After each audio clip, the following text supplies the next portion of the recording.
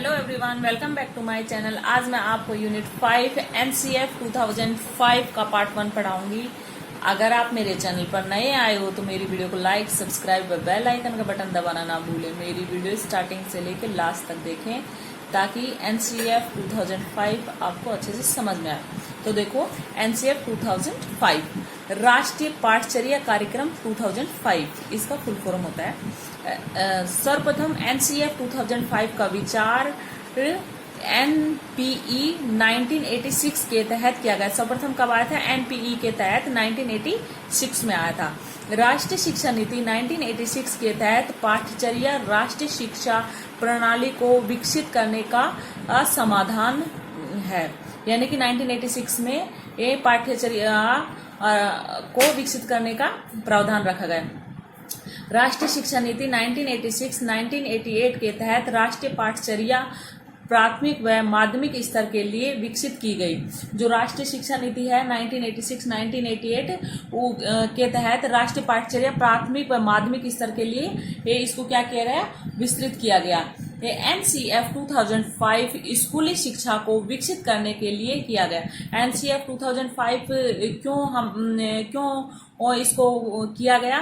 क्योंकि जो हमारी स्कूली शिक्षा थी उसको विकसित करने के लिए एनसीएफ 2005 किया गया। एनसीएफ 2005 का निर्माण का मूल आधार राष्ट्रीय शिक्षा नीति 1986-1988 को माना जाता है, जिसका प्रमुख उद्देश्य बालक बालिकाओं को बोझ मुक्त शिक्षा प्रदान करने से था। एनसीएफ 2005 का जो मुख्य कारण था वो 1986 और 1988 में जो राष्ट्रीय शिक्षा नीति थी उसको विकसित करना, यानी कि बच्चों को बोझ मुक्त शिक्षा प्रदान कराना था कि बच्चों को बोझ मुक्त शिक्षा प्रदान की जाए। तो ये इसका प्रमुख कारण था। स्कूली शिक्षा के विकास हेतु पाठ्यचर्या का निर्माण एमएचआरडी द्वारा कराया गया। स्कूली शिक्षा का विकास हेतु पाठ्यचर्या का निर्माण एमएचआरडी द्वारा कराया गया है। एनसीएफ 2005 का निर्माण एमएमआरडी द्वारा कराया गया। फिर क्या है? एनसीएफ 2005 विद्यालय शिक्षा का सबसे नवीनतम दस्तावेज माना जाता है। नई शिक्षा नीति 2020 के लागू होने के बाद नहीं, यानी कि जब हमारी जो नई शिक्षा नीति है 2020 लागू हो जाएगी तब इसको नहीं माना जाएगा, लेकिन अभी तक तो है। एनसीएफ 2005 का निर्माण करने का प्रमुख उद्देश्य बालक बालिकाओं को सामाजिक गुणों का विकास करने तथा उन्हें संयोग नागरिक यानी कि एक संयोग नागरिक बनाने से है। इस कारण एनसीएफ 2005 से सामाजिक अध्ययन जैसे नवीन विषयों को जोड़ा गया, जिसमें भूगोल, इतिहास, राजनीति विज्ञान, अर्थशास्त्र जैसे विषयों को जोड़ा गया। एनसीएफ 2005 का जो प्रमुख उद्देश्य है वो क्या है? बालकों में सामाजिक गुणों का विकास करना और एक अच्छा नागरिक बनाना। और एनसीएफ 2005 में क्या है कि सामाजिक अध्ययन जोड़ा गया था, जिसमें कि भूगोल, इतिहास, राजनीतिक विज्ञान, अर्थशास्त्र जैसे विषयों को जोड़ा गया ताकि वह एक अच्छा नागरिक बन सके। सामाजिक अध्ययन बोलते हैं उसे। एनसीएफ 2005 का मुख्य सूत्र बोझ मुक्त शिक्षा प्रदान कराने से है। एनसीएफ 2005 का मुख्य सूत्र क्या है? कि बच्चों को जो शिक्षा दी जाए वो बोझ मुक्त शिक्षा दी जाए। एनसीएफ 2005 का निर्माण रविंद्रनाथ टैगोर के सभ्यता प्रगति निबंध की तर्ज पर किया गया। एनसीएफ 2005 का निर्माण रविंद्रनाथ टैगोर जी, उनके सभ्यता प्रगति के निबंध की तर्ज पर किया गया। रविंद्रनाथ टैगोर के अनुसार सभ्य समाज से संस्कृति का जो है संस्कृति का खतरा उत्पन्न हो रहा है। यानी कि जो हमारे रविंद्रनाथ टैगोर जी हैं उनके अनुसार सभ्य समाज से जो कि संस्कृति को खतरा उत्पन्न हो रहा है, जो हमारा जो समाज है, जो हमारी संस्कृति है उसको वो खतरा उत्पन्न हो रहा है उनके अनुसार। टैगोर के अनुसार जो सीखता है वह शिक्षक है और जो सीखता नहीं शिक्षक नहीं है। जो यानी कि सीख रहा है वो शिक्षक है और जो सीख नहीं रहा वो शिक्षक नहीं है। अर्थात जो जलता है वह दीपक है और जो जल नहीं रहा है जलता नहीं है वो दीपक नहीं है। एनसीएफ 2005 में शिक्षकों की क्रियाशीलता में वृद्धि करने पर भी सर्वाधिक बल दिया गया। यानी कि एनसीएफ 2005 में शिक्षकों की क्रियाशीलता में वृद्धि करने पर भी सर्वाधिक बल दिया गया। एनसीएफ 2005 एक सरल, सक्रिय एवं सामाजिक प्रक्रिया मानी जाती है। एनसीएफ 2005 क्या है? एक सरल है, सामाजिक प्रक्रिया मानी जाती है। एनसीएफ 2005 में शांति के लिए शिक्षा एवं सपनों के भारत को धरातल पर उतारने का लक्ष्य रखा गया। एनसीएफ 2005 में क्या लक्ष्य रखा गया है कि जो वो शिक्षा, शांति के लिए शिक्षा एवं सपनों के भारत को धरातल यानी कि उसको अपने जीवन में लाने का लक्ष्य रखा गया है। एनसीएफ 2005 के तहत लैंगिक असमानताएं, भेदभाव की शिक्षा को दूर करने एवं स्वास्थ्य संबंधी मुद्दों पर भी सर्वाधिक बल दिया गया। इनमें बताया गया है कि जो लैंगिक समानताएं, जो भेदभाव होते हैं उनको दूर करना और जो स्वास्थ्य संबंधी जो मुद्दे होते हैं उन पर भी सर्वाधिक बल दिया गया एनसीएफ 2005 में। एनसीएफ 2005 की कार्यशाला का आयोजन नई दिल्ली में किया गया। एनसीएफ 2005 में करके सीखने का नियम पर सर्वाधिक बल। इसमें एनसीएफ 2005 में बताया गया है कि हम करके जो सीखते हैं उस पर ही अत्यधिक उन्होंने क्या किया? बल दिया गया। बालक बालिकाओं के रटने की प्रवृत्ति को रोक लगाई गई। जो बालक बालिकाएं जो रटते हैं उनकी प्रवृत्ति पर क्या कही गई? रोक लगाई गई। एनसीएफ 2005 में बालक बालिकाओं की क्रियाशीलता में वृद्धि करने का प्रयास किया गया।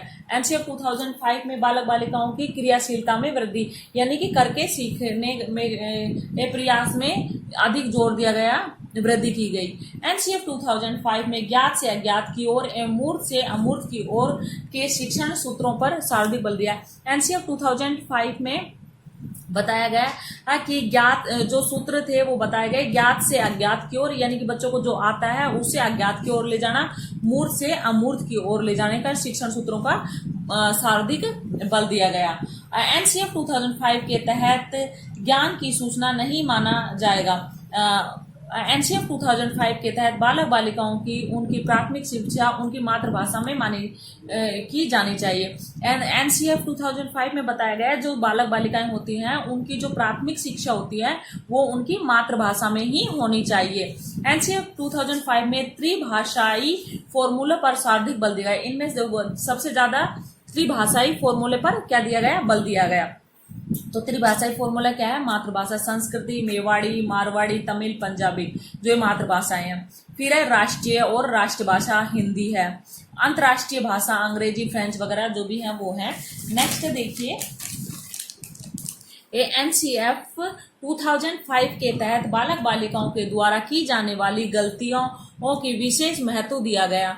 जो कि जो गलतियां करते हैं उस पर क्या कि एनसीएफ 2000 ने विशेष महत्व दिया गया क्योंकि एनसीएफ 2005 के अनुसार बालक द्वारा की जाने वाली गलतियों द्वारा असफलता प्राप्ति, समस्या समाधान के रास्ते का पता चलता है। उन्होंने बताया कि जो बालक गलतियां कर रहा है उसी से पता चलता है कि वो ही सफलता का रास्ता होता है, वही समस्या समाधान का भी उसी से पता चलता है। तो एनसीएफ 2005 में बालक की गलतियों पर सबसे अधिक जोर दिया गया। एनसीएफ 2005 के तहत प्राथमिक स्तर पर बालक बालिकाओं की गणित विषय उनके दैनिक जीवन के व्यवहारिक ज्ञान से जोड़ कर सिखाई जानी चाहिए, जैसे खेल खेल में अंक गणित। एनसीएफ 2005 में बताया गया है कि जो हमारे गणित है उसे बच्चे को व्यवहारिक जीवन से जोड़कर ही सिखाना चाहिए। जैसे खेल खेल में अंक गणित सिखाना, जो विषय है गणित विषय उनके जो है वो बताया कि व्यवहारिक ज्ञान से ही जोड़कर उन्हें बताना चाहिए। एनसीएफ 2005 के गणित की लंबी आकृतियां का प्रयोग एक संकल्पनात्मक के आधार पर दूसरी संकल्पनात्मक के निर्माण हेतु किया जाता है। यानी कि ये जो गणित की लंबी आकृतियों का प्रयोग है वो एक संकल्पना के आधार पर दूसरी संकल्पना के निर्माण हेतु किया जाता है।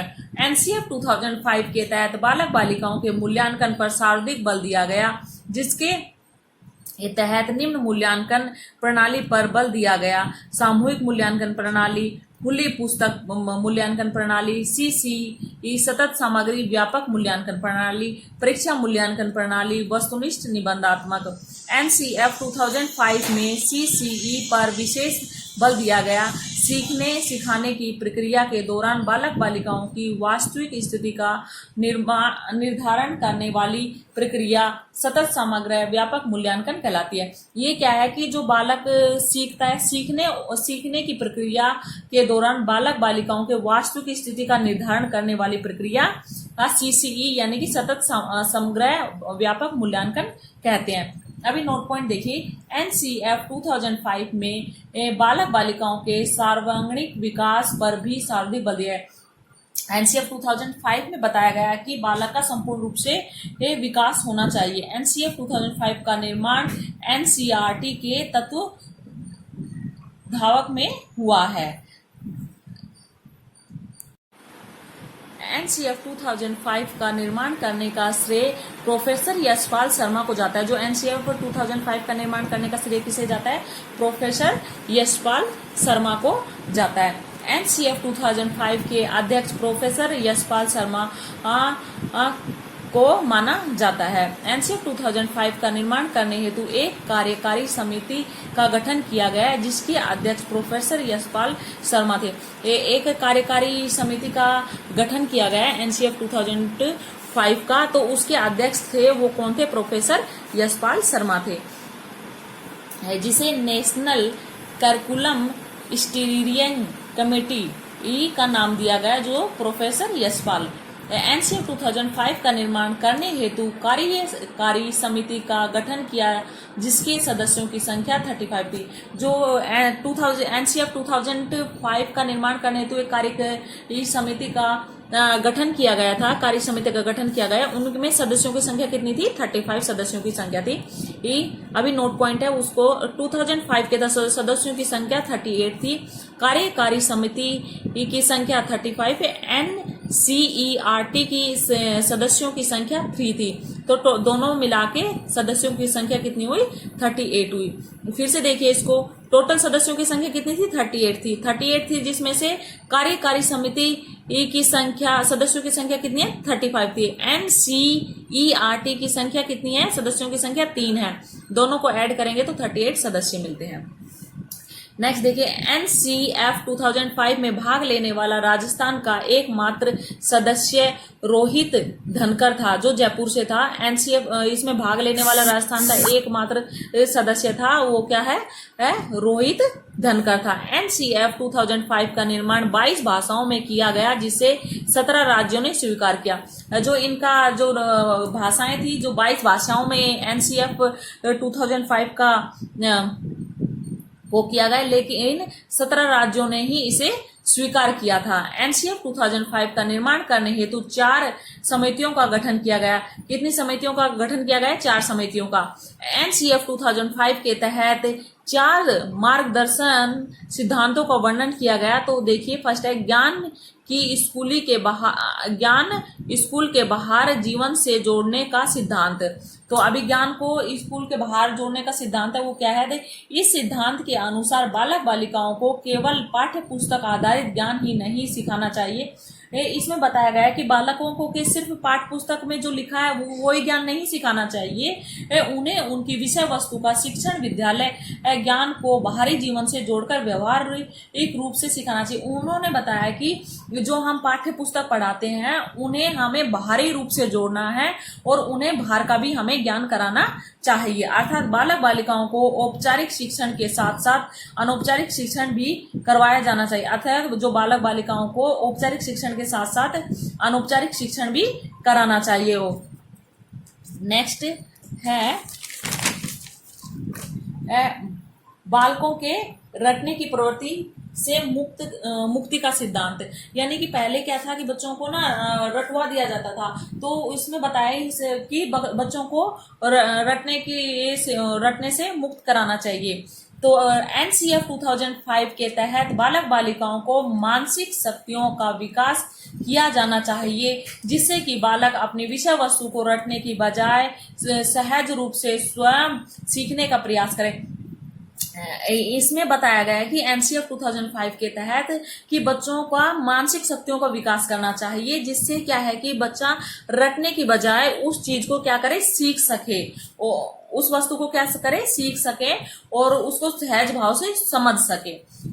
नेक्स्ट हमारा थर्ड वन है पाठ्यचर्या पाठ्य पुस्तक केंद्रित रह जाए का सिद्धांत। यह कि एनसीएफ 2005 में बालक बालिकाओं को केवल पाठ्य पुस्तक आधारित ज्ञान से प्रदान नहीं किया जाता, वरना उनके सर्वांगीण विकास पर भी बल दिया जाता है। यानी कि केवल क्या है कि एनसीएफ 2005 में केवल पाठ्य पुस्तक तक ही सीमित नहीं रहा गया, उनका पूर्ण रूप से विकास हो उस पर भी अत्यधिक बल दिया गया। अर्थात पाठचर्या में शैक्षणिक गतिविधियों के साथ साथ सह शैक्षणिक गतिविधियों को भी शामिल किया जाता है। यानी कि शैक्षणिक गतिविधियों के साथ साथ सह शैक्षणिक गतिविधियों को भी शामिल किया जाता है। नेक्स्ट है हमारा फोर्थ वन कक्षा कक्ष की गतिविधियों को जोड़ने का सिद्धांत। एनसीएफ 2005 के अनुसार कक्षा कक्ष की गतिविधियों का व्यवहारिक जीवन को गतिविधियों से जोड़ने पर बल दिया गया। उन्होंने बताया कि जो कक्षा कक्ष की गतिविधियां होती हैं उन्हें व्यवहारिक जीवन को की गतिविधियों से भी जोड़ना चाहिए। जो कक्षा में जो भी गतिविधियां हो रही हैं उन गतिविधियों को हमें बाहरी जो वातावरण है, बाहरी हमारा जो जीवन है, उनसे भी हमें जोड़ना चाहिए। राष्ट्रीय हित के प्रति आस्थावान विद्यार्थी तैयार करने का सिद्धांत। तो एनसीएफ 2005 के तहत बालक बालिकाओं में सामाजिक गुणों का विकास करने, उन्हें सुयोग्य नागरिक बनाने तथा राष्ट्रीय देश प्रेम की भावना का विकास करने का प्रमुख उद्देश्य माना जाता है। तो इसमें बताया गया है कि जो बालक या बालिका हो उसमें सामाजिक गुणों का विकास करें, उन्हें सुयोग्य नागरिक बनाए और देश प्रेम बनाए, देशभक्त बनाए, इन सभी उद्देश्यों को और रखा गया है। इसका एनसीएफ 2005 के तहत शिक्षा का आधार शांति के लिए को माना गया है, जिसके तहत अपनी सपनों के भारत को धरातल पर उतारा जा सकता है। तो एनसीएफ 2005 के तहत जो शिक्षा है उनका जो हमारे जो सपने हैं उनको क्या है कि हम धरातल पर उतार सकें, ये बताया गया है। नेक्स्ट एनसीएफ 2005 का निर्माण करने हेतु भारत अलग अलग क्षेत्रों में से 350 से 400 का चयन किया गया तथा एनसीएफ 2005 के कार्यकारी सदस्यों के प्रत्येक क्षेत्र के शैक्षणिक समस्याओं का विशेष ध्यान देते हुए उनसे जुड़ी बातों का केंद्रित किया गया। उसके बाद सभी सदस्यों का अध्ययन करके विश्लेषण किया गया और अतः एनसीएफ 2005 का निर्माण किया गया। नेक्स्ट अभी हमारे एनसीएफ 2005 के प्रमुख सुझाव क्या क्या सुझाव थे। तो फर्स्ट वन है हमारा ज्ञात से अज्ञात की ओर तथा मूर्त से अमूर्त की ओर शिक्षण सूत्रों का शाब्दिक प्रयोग किया गया। उन्होंने बताया कि जो शिक्षण सूत्र दिए उन्होंने बताया ज्ञात से अज्ञात की ओर, मूर्त से अमूर्त की ओर। सेकंड नंबर है एनसीएफ 2005 के तहत ज्ञान की सूचना नहीं माना जाएगा, यानी कि ये जो ज्ञान है वो सूचना नहीं माना जाएगा। और नंबर 3 है विद्यालय पाठ्यक्रम व मोटी किताबों शिक्षा प्रणाली की असफलता का कारण न बने। उन्होंने बताया कि जो मोटी मोटी किताबें हैं वो क्या है कि हमारा जो दैनिक जीवन में है वो असफलता का कारण नहीं बननी चाहिए। बच्चे को क्या है कि भारी प्रणाली से जोड़कर उन्हें सब कुछ सिखाना चाहिए। फोर्थ है मूल्यों का उदाहरण न देकर वातावरण की स्थापना की जानी चाहिए, यानी कि मूल्यों का उदाहरण न दो, वातावरण की स्थापना करो। अभिभावकों को बालकों से अपनी उच्च आकांक्षाएं नहीं रखनी चाहिए। जो अभिभावक होते हैं उन्हें कभी भी अपने बालकों से उच्च आकांक्षाएं यानी कि नहीं रखनी चाहिए कि मेरा बेटा ऑफिसर बनेगा, मेरा बच्चा डॉक्टर बनेगा, नहीं, वो भी एक गलत साबित होता है, बच्चे को प्रेशर में डालता है। तो ये एनसीएफ 2005 में रखा गया। अच्छे विद्यार्थी की धारणा में बदलाव करते रहना चाहिए। जो बच्चा अच्छा है, सामाजिक तौर पर देशभक्त है, पढ़ने में अच्छा है, तो उसके क्या है कि उनके विचारों में समय समय पर क्या करना, बदलाव करते रहना चाहिए। अर्थात एक अच्छा विद्यार्थी तर्कपूर्ण ढंग से अपने मौलिक विचार शिक्षण के समझ सकता है। बच्चों को बाहरी जीवन से जोड़ना चाहिए। यानी कि सिर्फ एक किताबी ज्ञान नहीं देना चाहिए, हमें बच्चों को बाहरी जीवन से भी जोड़ना चाहिए।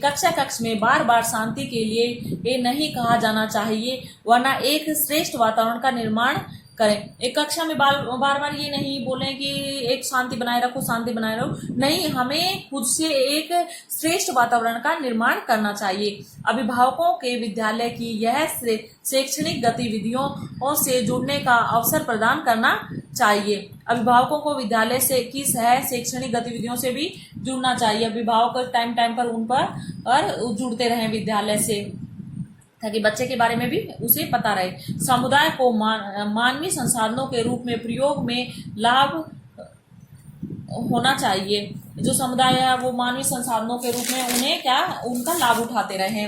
नेक्स्ट है विद्यालय में खेल प्रतियोगिता का आयोजन आनंद व मनोरंजन के लिए जाना चाहिए, किसी का रिकॉर्ड तोड़ने की भावना के लिए नहीं।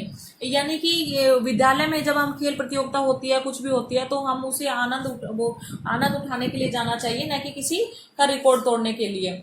विद्यार्थियों को अपने विचारों की अभिव्यक्ति का अवसर प्रदान किया जाना चाहिए। वो जो विद्यार्थी होते हैं उन्हें अपने विचार प्रकट करने का अवसर प्रदान करना चाहिए। 13 नंबर पे बालक बालिकाओं को पाठ्य पुस्तक पर अंत्यक्रिया का अवसर प्रदान किया जाना चाहिए। यानी कि बालक हो या बालिका हो, उन्हें अपनी पाठ्य पुस्तक पर अंत्यक्रिया का भी अवसर प्रदान करना चाहिए। प्रारंभिक शिक्षा मातृभाषा में दी जानी चाहिए। जो हमारी प्रारंभिक शिक्षा है वो किस में दी जानी चाहिए? मातृभाषा में दी जानी चाहिए।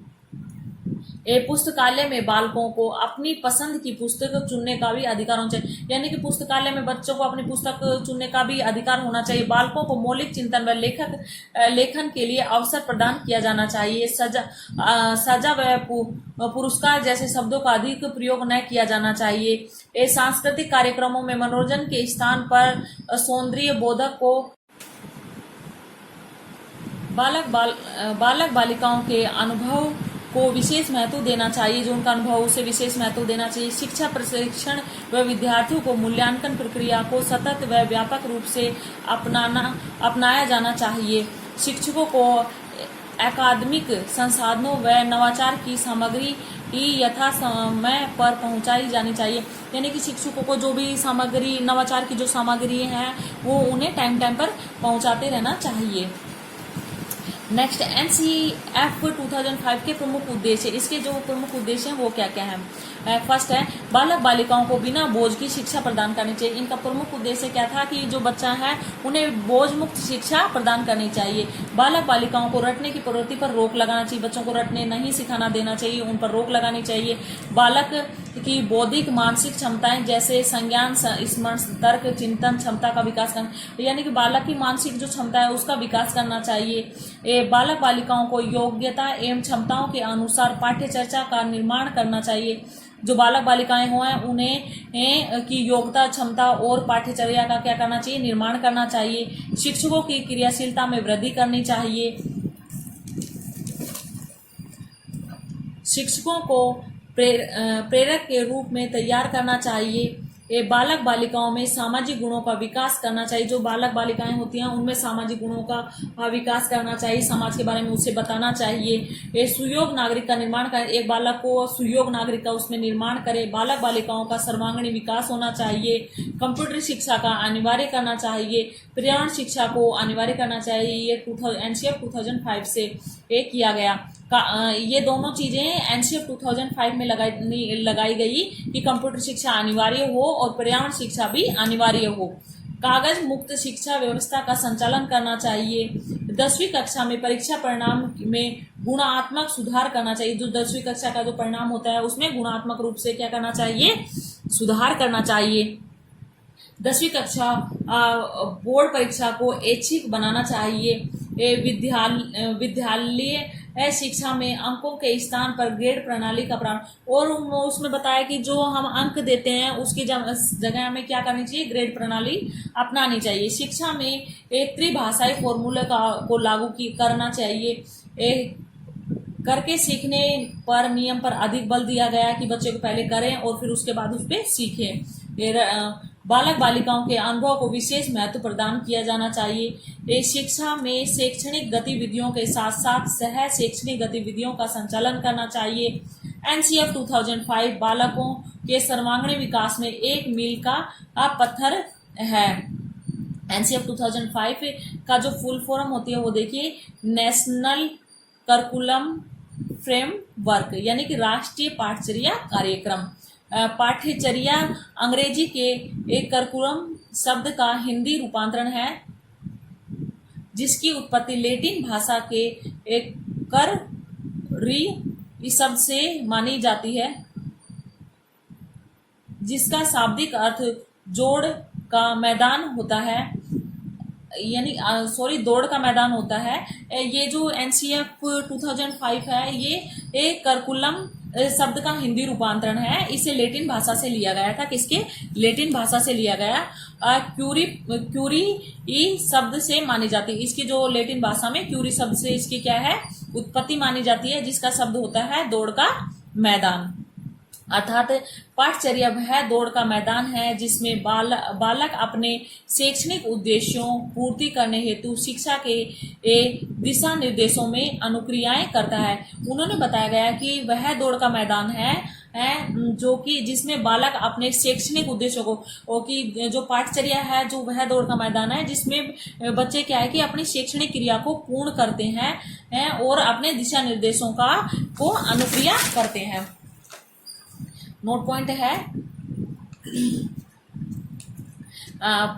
पाठ्यक्रम व पाठचर्या एक नहीं होते हैं, दोनों अलग अलग तत्व हैं, वरना पाठ्यक्रम और पाठ्यचर्या का ही एक भाग अंश होता है। यानी कि जो पाठ्यक्रम व पाठ्यचर्या दोनों एक नहीं होते, दोनों अलग अलग दोनों क्या है, अलग अलग होते हैं, यानी कि अलग अलग तत्व हैं, वरना पाठ्यक्रम और पाठ्यचर्या का ही एक भाग अंश होता है। किसी विशिष्ट स्तर पर पढ़ाई जाने वाली एक विषय वस्तु की रूपरेखा का निर्माण करना, पाठ्यक्रम व सभी विषयों का रूपरेखा का निर्माण करना पाठचर्या कहलाता है। पाठचर्या किसे बोलते हैं? किसी विशिष्ट स्तर पर पढ़ाई जाने वाली एक विषय की रूपरेखा का निर्माण करना, यानी कोई एक विशिष्ट स्तर पर जो पढ़ाई जाने वाली विषय वस्तु है उसकी का रूपरेखा का निर्माण करना पाठ्यक्रम व सभी विषयों की रूपरेखा का निर्माण करना। पाठ्यक्रम क्या है कि सभी विषयों की रूपरेखा का निर्माण करना पाठ्यचर्या कहलाता है विद्यालय स्तर पर।